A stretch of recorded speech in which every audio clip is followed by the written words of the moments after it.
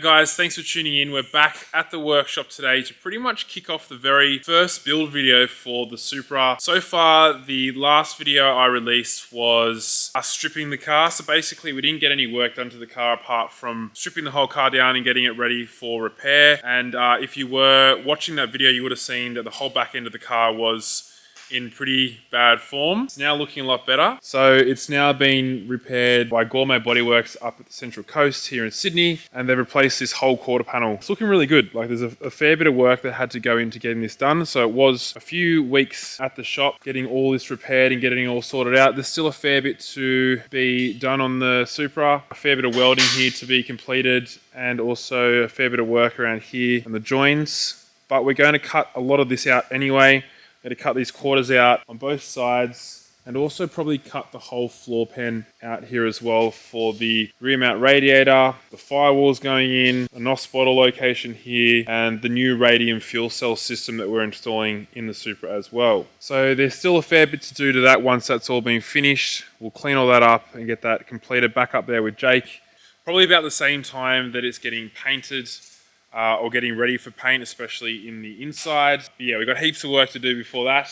And today, the first day building the Supra, technically building the Supra, not the first video, we're going to start mocking up the engine. So I've got a 1JZ VVTi block here, and Dib's going to be giving me a hand. He's actually got a brand new welder here. We picked this up yesterday. We're building a new frame for that. It's a brand new Unimig 230. Basically, you tell it what to do and it does it for you. So Dib's building a new frame for that. We're selling the old welder basically to make the fabrication process of the Supra as simple as possible and make our welds look better than what they already do. We can fabricate pretty well, but that will definitely improve our welding skills. So today, we're getting the 1JZ VVTi block, which is exactly the same as the 2J block. I'm going to chuck a head that I've got sitting on top of the block in the shed and start mounting up a few things to that. But first of all, we have to get the 1JZ engine and the gearbox, which is a TTI sequential gearbox, which is Alex's. So I'm using this as a mock-up at the moment. I haven't placed the order for mine yet. I'll do that very soon. We're going to mock that up onto the block,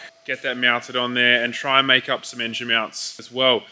When I got the shell, there were a few things missing, obviously. There was heaps missing, actually. Here are two areas where the factory brackets basically bolt onto with a factory engine mount. So I'm probably going to have to make up some sort of plate here and there, and then build a box section or a tube section to go onto that, which will then line up with the engine mounts on the 2J. So I saw a guy in America who built a 2JZ setup for his street car over there, and I messaged him on Instagram. It basically showed me factory mount, modified, and he utilized the standard 2JZ engine mounts that go onto the side of the motor, which I'll show you guys soon, and it seemed to work pretty well. So I'm probably going to go down that route, and then once I've got that sorted in location, try and get the gearbox to sit in a really nice location there and work out what we have to do in the tunnel area there. All right, so we've got the block. The reason why I'm using a 1JZ block is because I've got it sitting here from an old build, and I'm trying to put the crank out right now just so it's a bit lighter so we can lift it into the car a bit easy without having to use a crane. Probably still will have to. This is the actual block we're going to use. So originally I was going to pull the motor out of the S15, just obviously save a bit of time, but the plans have, I think, slightly changed. I'm going to probably just build this short block here. I don't want to pull the S15 apart, as I mentioned in one of the release videos, because the tested and proven setup, it works really well. I'd rather just leave that whole setup in the car. I was originally selling the gearbox and going completely SR20. Maybe later on we'll change it up, but I don't really have enough time to start pulling stuff apart. So Red Sun Motorsport are going to build this block for me. We're going to put Golby's parts in it as well. So rods, pistons, rings, bearings, basically everything. We're also going to put billet main caps in it as well, because that car doesn't have billet mains in it. It's only got the factory mains in it. So it's only good for 800, 850, maybe 900. But we need to build this motor for 1,000, even though we probably only run around 750 for the Supra. I'm going for low power, more response. So basically we're just going to use this 1JZ block now. I'm going to chuck a sump on it, chuck the gearbox on it, and try and just launch it into the car somehow and make this stuff fit. I'll grab the engine mounts and the rear sump. Alright, sump's on. Like I said, we've got a rear sump here because the Supra has pretty much no room in the front. The difference between the Supra and the S15 is the steering rack is in the front here, so it's all rear mount, same as pretty much like the Mark IV Supra. This isn't my sump either, it's Alex's, and I just found out he needed it today, so it's all good, bro.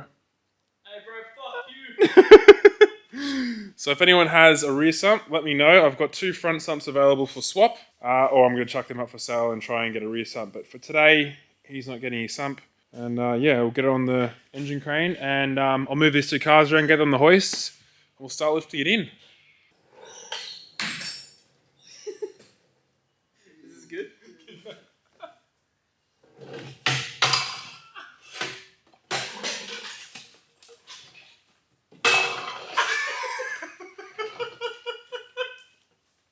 Back it up. Ow! Ah! Okay. We're going to pull the front section off the Supra. A great thing about the Supra is you can remove this whole front section very easily, which is great. Also, the front rad support here, unbolt a few things and pull that out.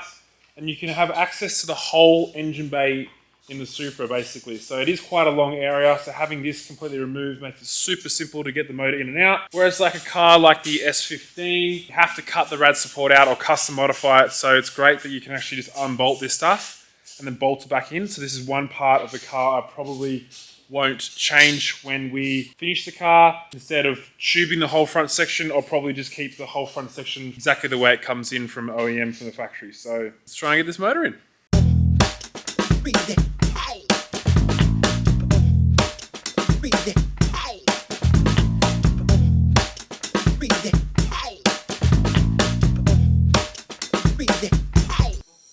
Alright, motor's in. You can see straight down there, these factory 2JZ engine mounts actually line up really well. Quite bulky, but they line up quite well. You can see that it's in a pretty good location there. I've got these Golby's mounts here as well that came with that motor. They're off an MX83, so I'm actually going to try and put these on to see if there's any difference between the location that and that. Yeah, I'll quickly chuck them on. Alex finished the cart. How do you feel? Pretty fucking good. Looks good. Look good. Look at the welds. Wow. Look at the welds. Ah. Ew, brother. Ew. I thought you bought this really expensive welder, so welders didn't look crap. They look crap. Ew, brother. What do we waste this money for, huh? Alright, so we've got these MX83 Golby's mounts in there now, which also look quite central. I reckon we've either got the factory JZ mounts, or we could use these as well. These are quite bulky. So to give myself a bit more space when I'm trying to build things or fabricate or work on it, or plumb lines, I think having something a bit thinner like the Golby's mounts might be better. I haven't got the wire swap kit for this yet, so I need to get the wire swap kit installed so I can put the steering rack in here, because we're not using the factory Toyota steering rack. We're going to use an A90 steering rack, I believe, that comes with a wire swap kit. So that location or distance between the sump and the steering rack could completely change. So yeah, I've only kind of realized this now that I need that stuff in the car to try and work out how to mount it, but I can get it as close as possible and then probably make up, you know, a fairly decent sized mount, and we can just mill it down if we need to. I also just found out that there's no mounts for the car in Australia to go onto the factory subframe, so I'm going to have to make up a plate to bolt onto the base, as well as a plate to probably go up to the engine mount itself, because I can't wait 6 to 8 weeks for any mounts to come in. So we'll have to make something up. We've also got the frame here just sitting above the motor, so I'll get the whole motor out, make up a plate, probably get a mount to mock up, and then put the block back in, strap it all up to that frame, and then I'll also just get the gearbox bolted up as well so we can see where that sits, and then we'll start making up the mounts.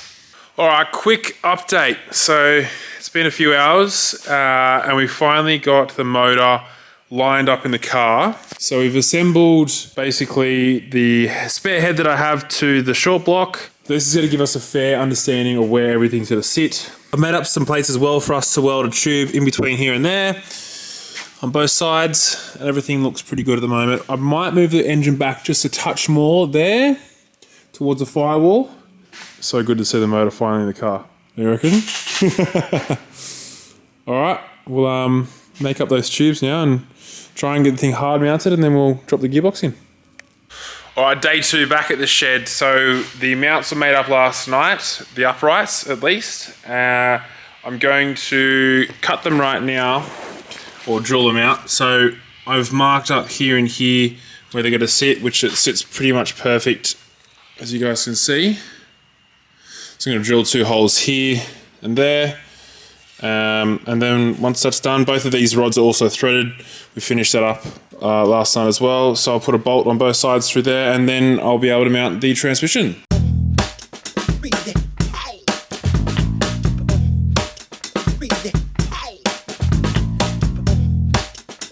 All right, motor's in now. Everything's bolted up. So the brackets have all been made up. Everything's tight.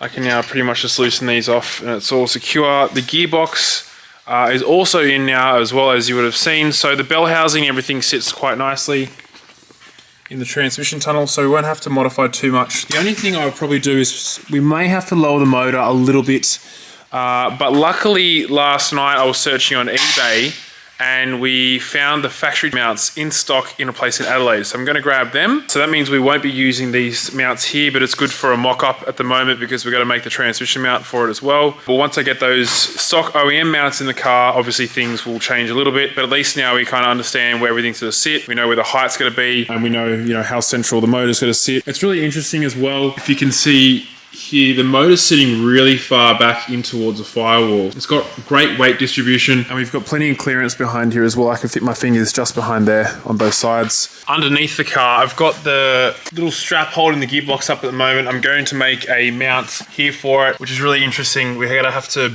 machine up something here, bolt up the mount so it's flat. Otherwise, it's probably a bit too difficult to make something up. So we'll put a machined up hole there so it's flat there, and push a plate across here. That's quite easy there as well. We'll make up a plate there and probably put a bar across the top of this, which is what Alex came up with. And then that bar will connect onto a bush that will hold the transmission there. So I'll leave that on another video. But for now, at least you get an idea of how a 2J sits in the A90. There's heaps of clearance here, massive amount of clearance actually compared to, the S chassis. And it's really good. The steering rack sitting in the front here, you can easily access that or remove it if you need to. But there's heaps of room here. I'm gonna leave all these plates for the exhaust pipe on here, mainly because they're in a good location. The exhaust pipe runs across here and run under the tail shaft here, and I'm probably going to leave the underside of the car as well. There's a lot of sound ending or a lot of seam sealer everywhere around on the chassis, so unless I get the whole car dipped, it's probably going to be a bit too difficult to remove all this stuff. So I'm going to leave it on here for now, paint it white just to kind of match it up a little bit. But yeah, look at the engine and the transmission seems to be in a really good location. The only thing kind of now is just to get that mount sorted, and obviously once that's mounted up, we can work out where the location for the shifter will be inside the car. You can buy a few things from HGK, including a transmission mount, but a 4SM Sonars, and that's also for the shifter. So we may have to just custom fabricate something up here. So it's there's heaps of room, which is really, really good. Obviously the TTI gearbox is quite small, which also helps heaps, but yeah, there's lots of room. Guys, that's pretty much it for now. I think in the next video, I'll probably start doing the transmission mount and making that up, and I'll start to throw some accessories on the motor, the intake manifold, the exhaust manifold, just to see where everything's going to sit. And obviously by that time, the new engine mounts will be here as well, so we can put them in place and work out where everything's going to sit. The only other issue I have is I completely removed this factory power steering rack here, which would be great to use, but it's a CAN bus system. So CAN bus is very hard to control from my understanding anyway, and it's a bit too difficult. So we'll remove that, put an E90 rack in there, and locate the power steering pump somewhere in the car, probably in the front or maybe in the back. All right guys, hope you enjoyed the video. That's part 1 of the engine install. Part 2, we'll probably do the transmission and start fitting up some parts to it. Make sure you like and subscribe, and I hope you enjoy the video, and we'll see you guys very soon.